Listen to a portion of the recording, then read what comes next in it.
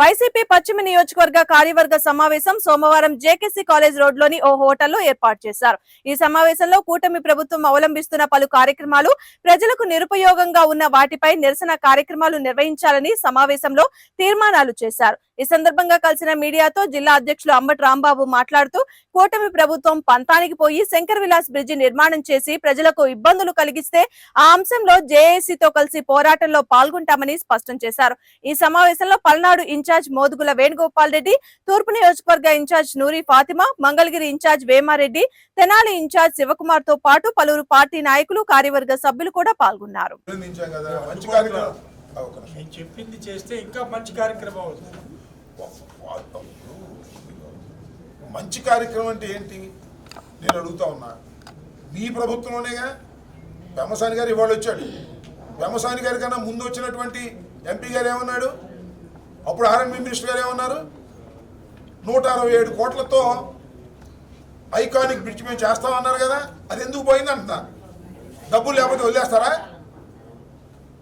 అది మంచి పనే, ఇది మంచి పనే. మొన్న జేఏసీ వాళ్ళు కూడా చెప్పారు, నువ్వు నాకు ఎంత కావాలి షర్ట్కి, 2.5 మీటర్లో 3 మీటర్లు కావాలి, నువ్వు మీటర్ ఇచ్చి చొక్కా గుర్చుకోమంటే ఇక్కడికైతే తీసుకోవాలి అంటే చేతు బంధువులు 95 కోట్లు ఇస్తున్నారని 98 కోట్లు పూర్తి చేస్తావా?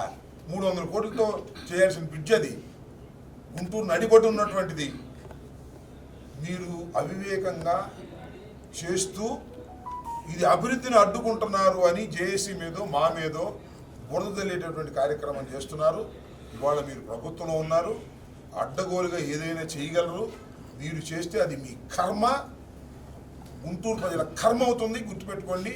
చిరస్థాయిగా మీకు 2014 to 19 ఎందుకు ప్రపోజ్ చేశారు?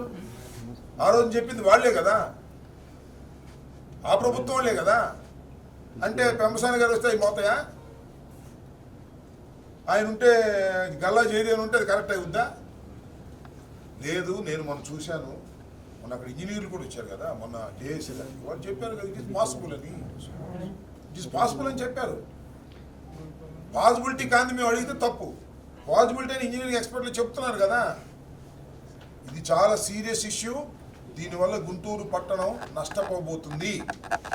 అది sir GGH, railway station, court and జిల్లా అడ్మినిస్ట్రేషన్ ఆఫీస్, ఈ 5టికి వెళ్ళాలంటే 2 ఆర్యూపీలు ఉపయోగపడుతుంది. ఒకటే డైరెక్ట్గా వెళ్ళిపోయి ఆ గేట్ యొక్క హిందూ కాలేజ్ దాని మీద కూడా దాటడానికి ఆర్ఓపి, దానికి ఎన్ని మీటర్లు? పిల్లరే కదా. ఆ పిల్లరు 2 మీటర్లు అంటే 6 అడుగులు పిల్లలు లేపుతారు, దాని మీద పిచ్చి కడతారు. ఇవాళ చినాబు నది మీద కట్టినటువంటి వంతెనలు కట్టి భారతదేశం ఎటు వెళ్తుంది, జోజిలా పాస్ కట్టారు.